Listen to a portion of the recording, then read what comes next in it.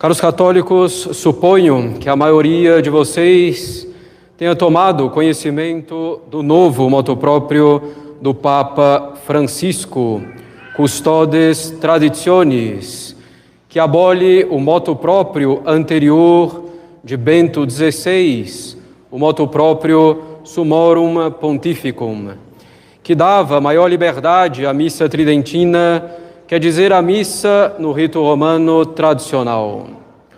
O motu proprio de Bento XVI dava maior liberdade, embora não a justa liberdade, que deveria ser uma liberdade inteira para a missa tridentina e para cada padre poder celebrá-la.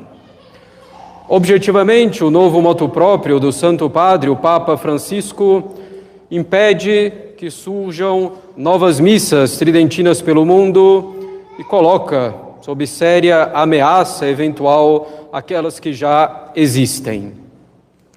Nós devemos então, caros católicos, como temos dito recentemente e insistido, nós devemos pensar e consequentemente agir a partir de princípios, não somente nessa situação ou nas eventuais consequências dela, mas em qualquer situação que possa aparecer. São princípios que derivam da razão natural e da revelação divina. Devemos, portanto, ter como regra de ação aquilo que a Igreja Católica, única, verdadeira Igreja de Cristo, sempre ensinou e sempre fez. Um primeiro princípio, caros católicos, que devemos ter sempre em mente é que o Papa é o sucessor de São Pedro, que ele é o vigário de Cristo na terra. Sendo assim, devemos, de nossa parte, todo respeito, amor e obediência ao Santo Padre. Aproveitamos a ocasião para reafirmar que o Papa atual é o Papa Francisco. Devemos assim afastar qualquer tentação de negar isso. Seria um erro grave. Porém, devemos nos lembrar de que o Papa, de acordo com o ensinamento constante da Igreja, expresso de maneira clara e definido no Concílio Vaticano I, recebeu a jurisdição suprema não para ensinar novidades, mas para guardar, transmitir, explicar, explicitar, aprofundar aquilo que nosso Senhor Jesus Cristo e o Espírito Santo ensinaram aos apóstolos. O Papa não pode, portanto, mudar o ensinamento doutrinário e moral da Igreja. Atrelado a isso, caros católicos, e de acordo com a teologia católica, o Papa não pode, por exemplo, proibir ou praticamente proibir uma liturgia que se desenvolveu harmonicamente desde o tempo dos apóstolos, expressando perfeitamente o ensinamento da Igreja, formando a fé de inúmeras almas, bem como a vida espiritual delas, desde os tempos apostólicos até os nossos dias. Abolir ou restringir violentamente uma liturgia assim, provada pelo tempo e aprovada pela Igreja durante 2000 anos, foge completamente da prerrogativa papal. O cardeal Ratzinger, que viria a se tornar depois Bento XVI, resumia assim essa verdade. Uma instituição que proibisse aquilo que foi a norma de culto durante séculos terminaria perdendo a sua credibilidade.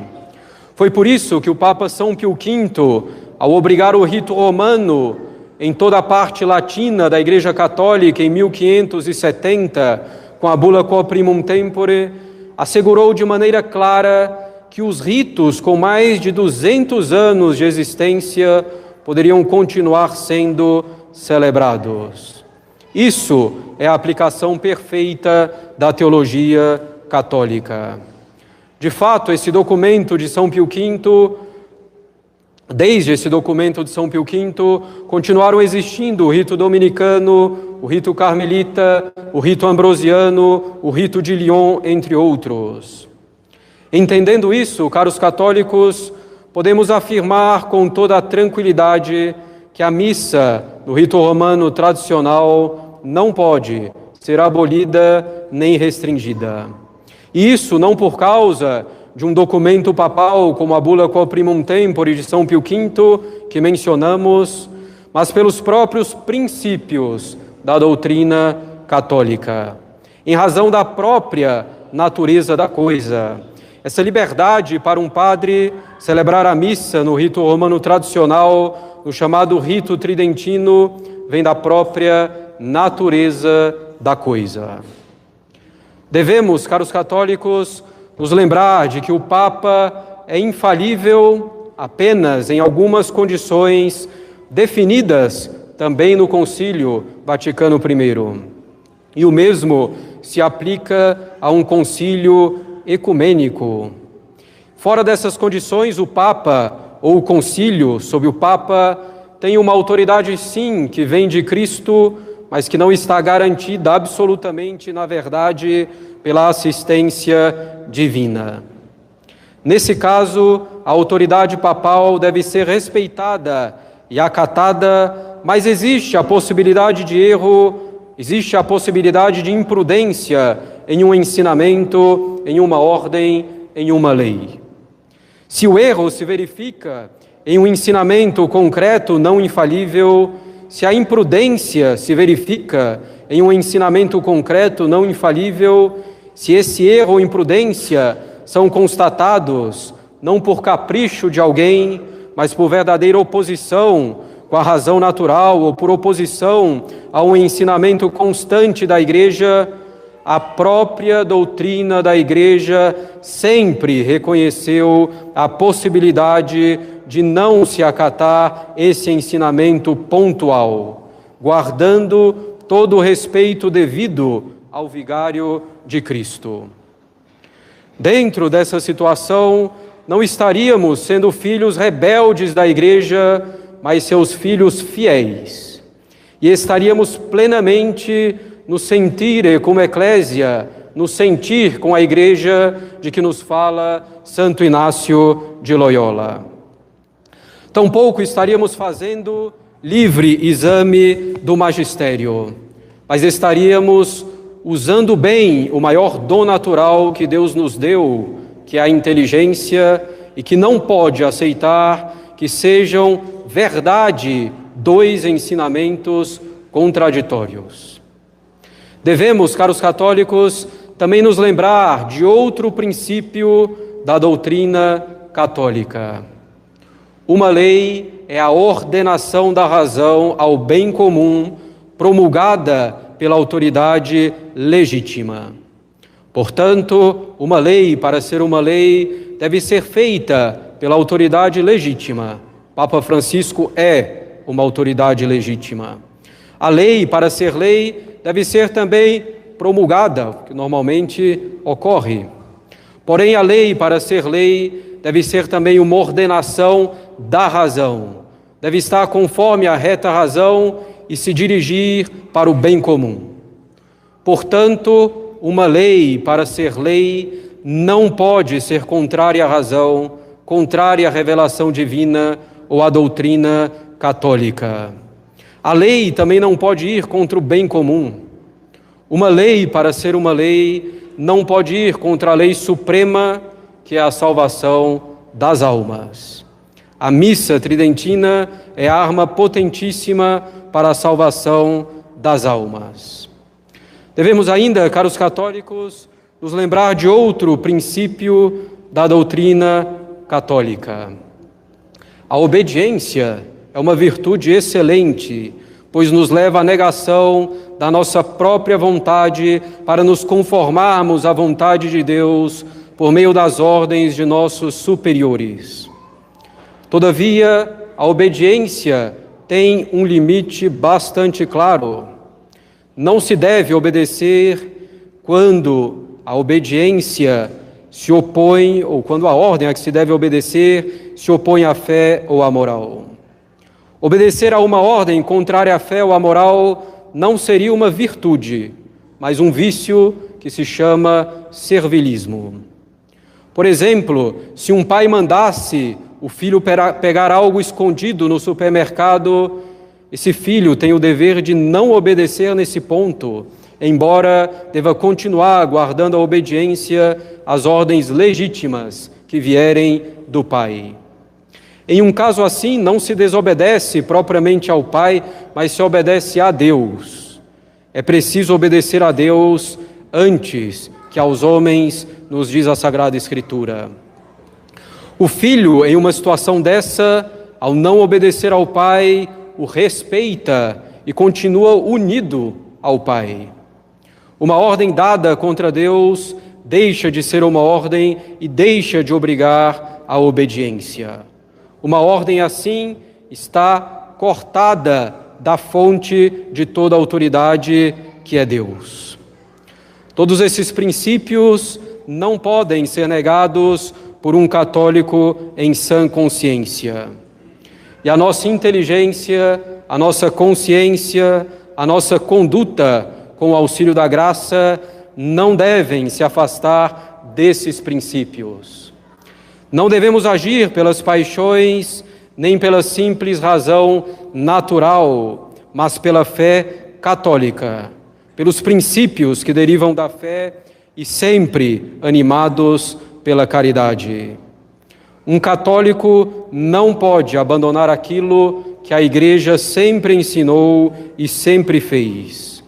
Não pode tampouco abandonar uma liturgia que remonta aos apóstolos, que se desenvolveu organicamente sob a autoridade de tantos e tantos papas ao longo dos séculos. Uma liturgia que se baseia de maneira límpida na natureza humana para bem ordenar a nossa natureza ferida pelo pecado original.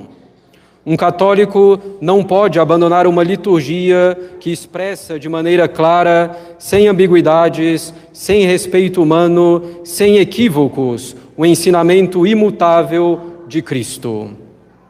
As circunstâncias de tempo e de lugar e as ideias dominantes em um determinado momento não podem influenciar a liturgia, que se tornaria assim algo meramente humano, um produto fabricado pelas mãos dos homens, como dizia o cardeal Ratzinger. Nosso propósito como católicos é seguir o mandamento de São Paulo na segunda epístola aos Tessalonicenses, capítulo 2, versículos 14 e 15. State et tenete traditiones. Ficai firme e guardai as tradições que de nós aprendestes, seja por palavras, seja por cartas nossas. Isso nos diz São Paulo. State et tenete traditiones. Ficai firmes e guardai as tradições católicas, evidentemente. Nosso propósito como católicos é seguir também o exemplo de São Paulo, que nos diz na primeira epístola aos Coríntios, capítulo 15, versículo 3. Tradidi quod et accepi. Transmiti aquilo que recebi. Nosso propósito é transmitir o que recebemos, em particular em nossa ordenação, o rito romano tradicional. Nosso propósito é transmitir o que recebemos dos apóstolos e que a Igreja sempre transmitiu sem contradições, sem ambiguidades. E como também diz São Paulo, se mesmo um anjo baixado do céu anunciar um evangelho diferente do que nos foi transmitido, não devemos dar ouvidos.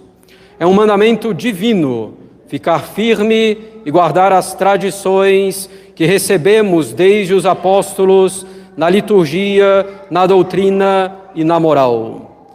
Sempre tendo em vista que a lei suprema é a salvação das almas e que a liturgia, a doutrina e a moral, sem novidades, são indispensáveis para isso, são indispensáveis para a salvação das almas. Esse é o nosso propósito, porque deve ser o propósito de todo católico, ainda que sofra injustiças em razão disso. E devemos fazer isso, caros católicos, guardar aquilo que recebemos guardar as tradições católicas por amor à Igreja, por amor ao Papa, por amor ao nosso Bispo. Em momentos de confusão, é preciso manter extrema serenidade com extrema firmeza, baseadas ambas, sólida e profundamente, nos princípios da doutrina católica. Lembremos-nos também da regra que nos dá Santo Inácio de Loyola: em tempo de tribulação e desolação, não devemos mudar os nossos propósitos.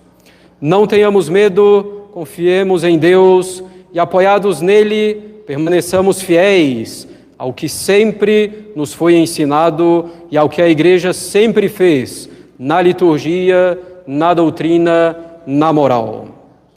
Hajamos assim com caridade fraterna e humildade. Se aqui entrar o orgulho, estaremos perdidos. Continuemos a obra de nossa santificação com a vida de oração, com a frequência aos sacramentos e à Santa Missa, com o cumprimento dos mandamentos e de nossos deveres de Estado. Uma tribulação, uma confusão, por mais séria que possa nos parecer e que de fato seja, não deve nos tirar dos princípios católicos. Uma tribulação, uma confusão, por mais séria que seja, não pode, não deve nos atrapalhar em nossa santificação. State et tenete traditiones. Ficai firmes e guardai as tradições católicas. E que Nossa Senhora das Dores nos ajude. Em nome do Pai, do Filho e do Espírito Santo. Amém.